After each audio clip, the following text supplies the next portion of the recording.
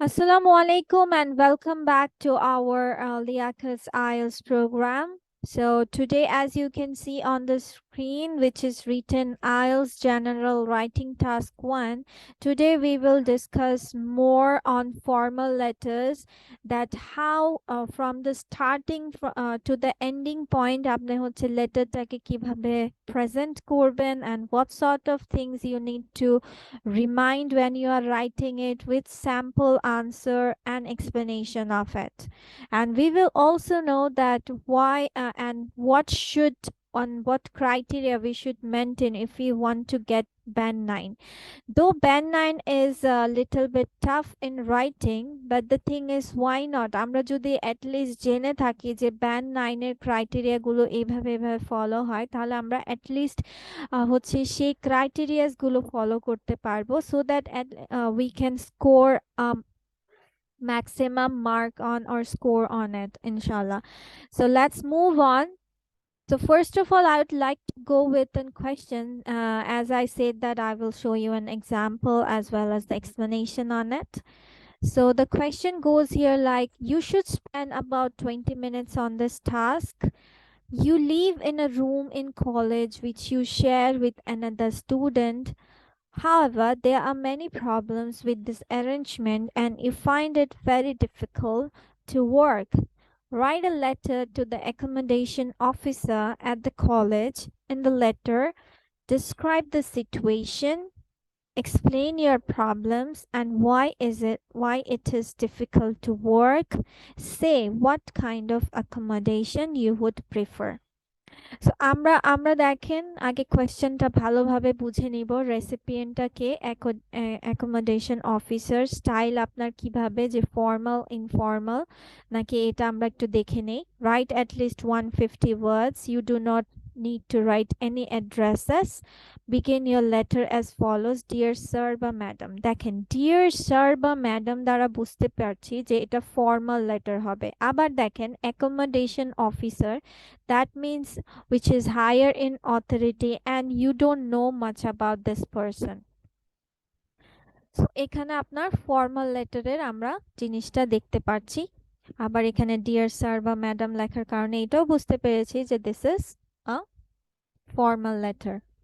So now let's go যে আমরা band 9 হলে that what criteria we gonna follow. That number 1 is write on topic, use precise vocabulary, use accurate grammar, and use a logical structure.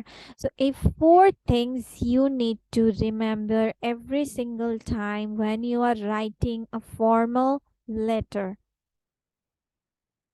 So let's see, write on topic মানে কি বোঝাচ্ছে। write on topic দ্বারা কিন্তু সহজে আমরা বুঝতে পারছি, মানে টপিকে স্টিক থাকতে হবে, মানে টপিকের বাইরে আপনাকে কিছু লেখা যাবে না।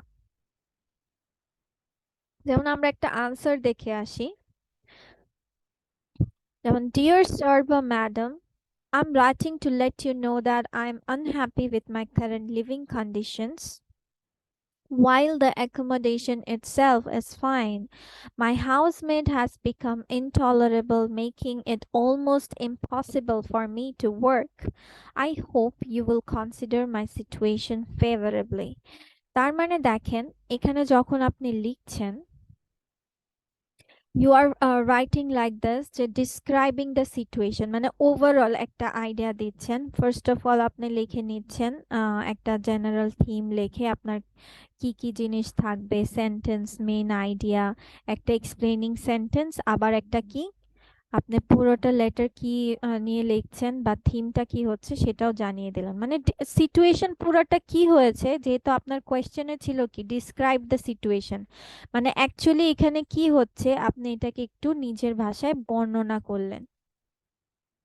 নাও নেক্সট পার্ট ছিল যে আপনাকে বলেছে explain your problems and why it is difficult to work, মানে আপনার প্রবলেমস গুলোকে একটু লিটল এলাবোরেট করতে বলেছে। সাপোর্টিং ওপিনিয়ন্স দিতে বলছে, মানে আরেকটু হচ্ছে ডিসক্রাইবে যাবেন, then why it is difficult to work, এবং এক্সপ্লেন করবেন, রিজনস দিবেন যে কেন আপনার জন্য কাজ করা কঠিন। So let's see, let me explain my situation. The trouble started about 3 months ago when my housemate first moved in. Prior to that, everything was fine. My old housemate was extremely considerate. My current housemate, however, stays up almost all night and plays incessantly loud music. As such, I have not been able to sleep properly and therefore cannot concentrate on my studies. মানে পুরো সিচুয়েশনটাকে এবং রিজনসও দেখিয়ে দিলেন যে আপনার কাজে কি কি প্রবলেম হচ্ছে, যে আপনি হচ্ছে পড়াশোনায় মনোযোগ দিতে পারছেন না, তারপর তাদের লাউড মিউজিকের কারণে আপনার সমস্যা হচ্ছে, তারপর আপনি ঘুমাতে পারছেন না। মানে ওভারঅল আপনি পুরো জিনিসটাকে সিচুয়েশনটাকে একটু আরো বেশি, এখানে তো জাস্ট বর্ণনা দিয়ে মানে 1-2 লাইন দিয়ে আপনি শেষ করে দিয়েছেন যে এই সিচুয়েশন ছিল। এখানে ওই ডিসক্রাইবের সিচুয়েশনে একটু ইলাবোরেট ওয়েতে। দেন আপনার লাস্ট ছিল যে সে what kind of accommodation you would prefer, মানে আপনার সাজেশন যাচ্ছে বা আপনার কি ধরনের রেকমেন্ডেশন সেটা চাচ্ছে। দেন would you kindly transfer me or my housemate to another room?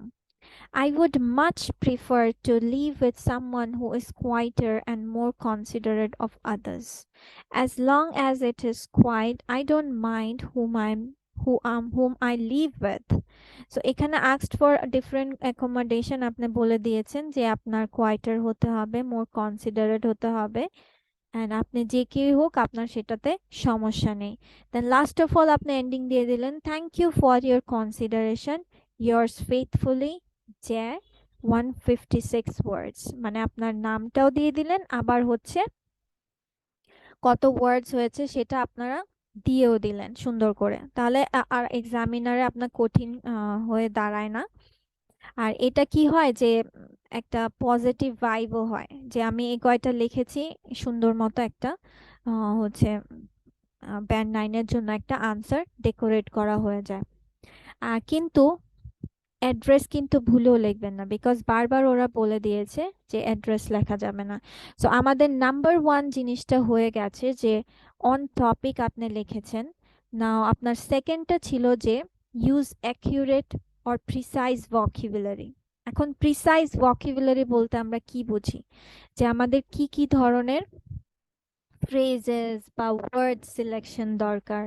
So আমরা ভোকাবুলারি বলতে সাধারণত সবাই বুঝি না হয় একটা ওয়ার্ড বোঝায়, ভোকাবুলারি মানে একটা word. No, vocabulary can also mean by phrases or হচ্ছে আপনার combination of many words.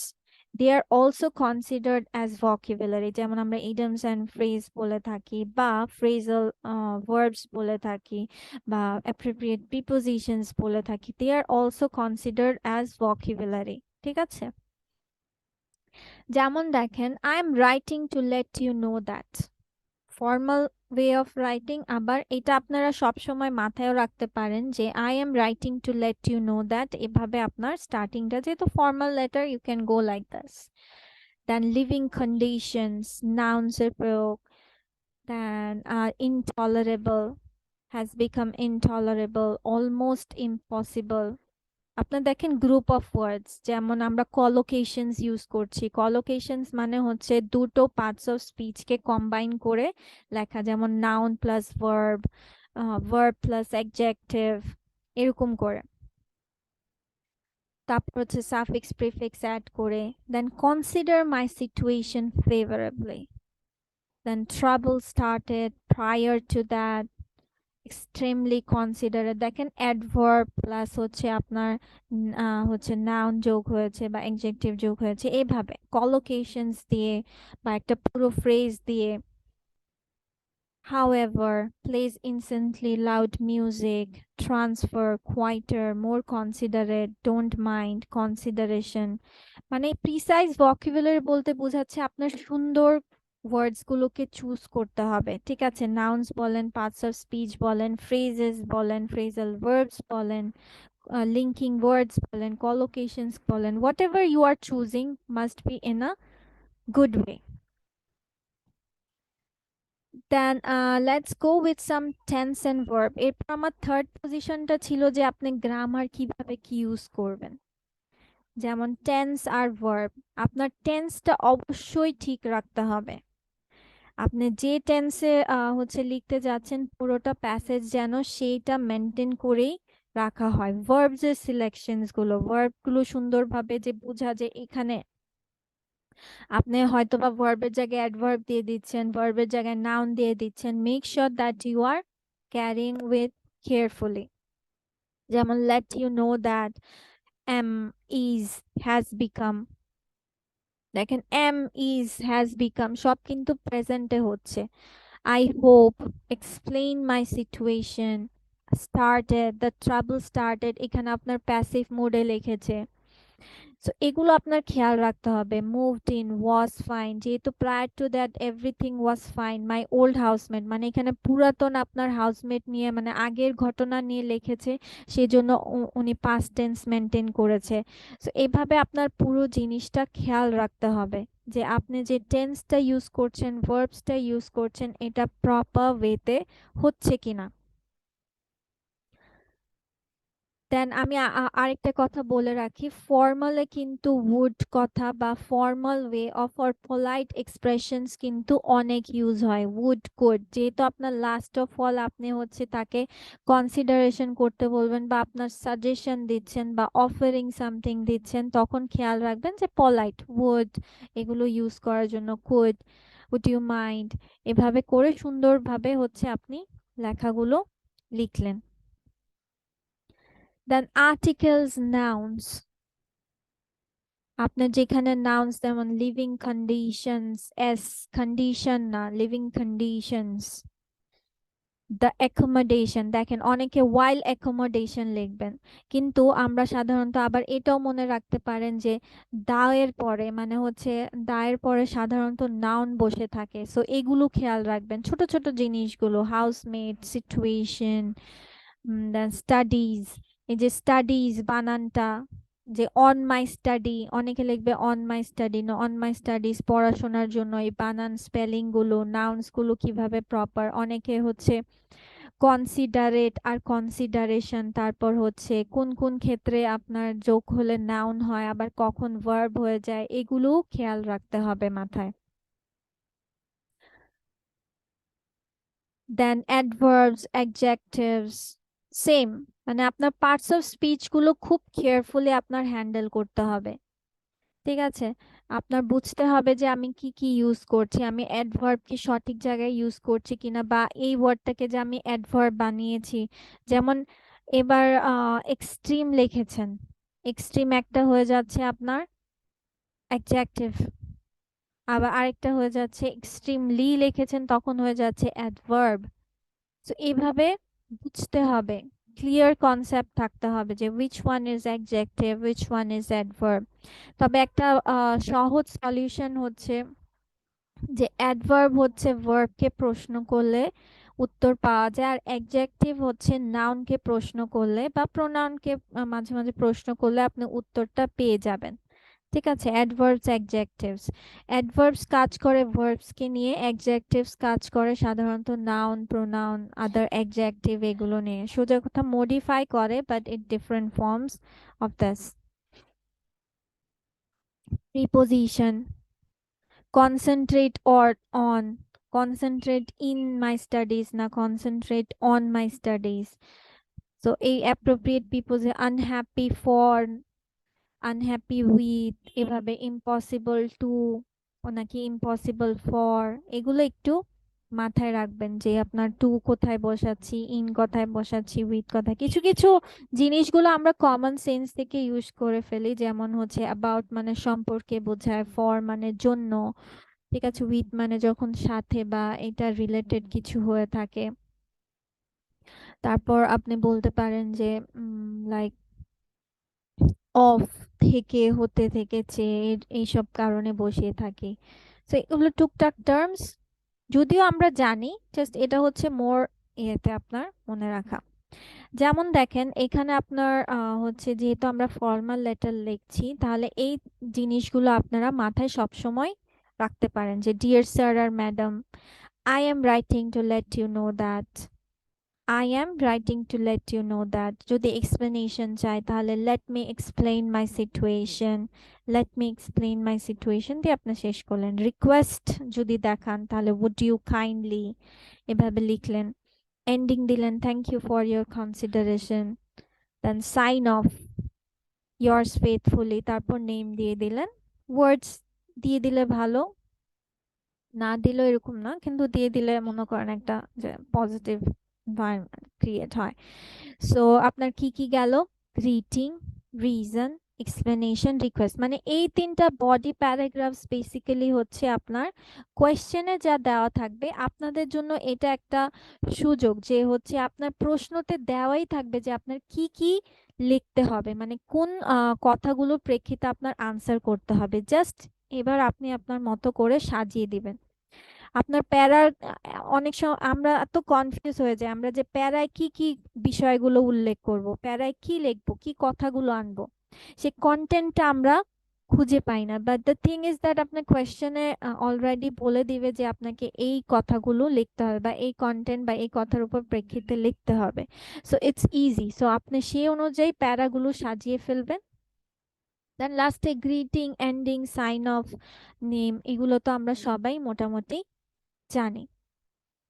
So R logical structure যেমন আপনার বোঝানো হচ্ছে যে ইউজ আ লজিক্যাল স্ট্রাকচার, মানে হচ্ছে আপনি নিশ্চয়ই তো হচ্ছে আগে ডিয়ার স্যার ম্যাডাম এটা পরে লিখবেন না, বা thank you for your consideration পরে লিখবেন না, একটা লজিক্যাল স্ট্রাকচার মেনটেন করবেন। তারপর এটা আগে পরে, যেমন এক্সপ্লেইন দ্য সিচুয়েশন, আপনি এক্সপ্লেইনটা আগে করে ফেললেন, তারপর আপনি বললেন ডিসক্রাইব দ্য সিচুয়েশন, নিশ্চয়ই আপনারা এমন করবেন না।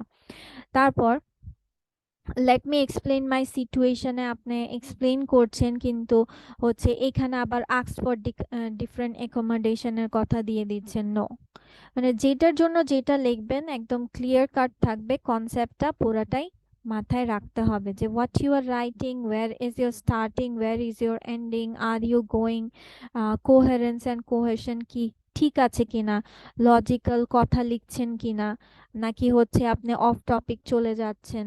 সো এগুলো বিষয়গুলো যদিও এখন শোনা যাচ্ছে অনেক বেশি scrambled, why is it so tough, why is it like so many things we need to maintain, but no, এই জিনিসগুলো আপনার একাডেমিক লাইফে করেই এসেছেন, লেটার রাইটিং আমরা করেই এসেছি। হয়তো বা আমরা ফর্মাল ইনফর্মালের সাথে এতটা মানে ভেঙে ভেঙে পরিচিত ছিলাম না, তাই বলে এও না, কারণ হচ্ছে আমরা এখন রেগুলার লাইফে যখন আমরা like if you go for job purposes or something, you are going for official, we are maintaining those things in our mind, but in a subconscious way আমরা হয়তো ওভাবে মাথায় রাখছি না যে ও আমি তো এটা, কিন্তু অলরেডি কিন্তু মাথায় সেট আছে যে এটা ফর্মাল লেটার, আপনাকে খুবই পোলাইট ওয়েতে লিখতে হবে। সো দ্যাটস অল, ওগুলোই মাথায় রাখবেন। আর এই চারটা জিনিস সব সময় রাখবেন যে right on topic, use precise vocabulary, use accurate grammar, use a logical structure. So by this you can score a band 9. যদিও ব্যান্ড 9 আমি বলছি না যে সবাই সবাই পাবো কি পাবো না এই বলেই হতাশ হয়ে যাবেন না। Why not we try for it? Why not we explore it? Okay?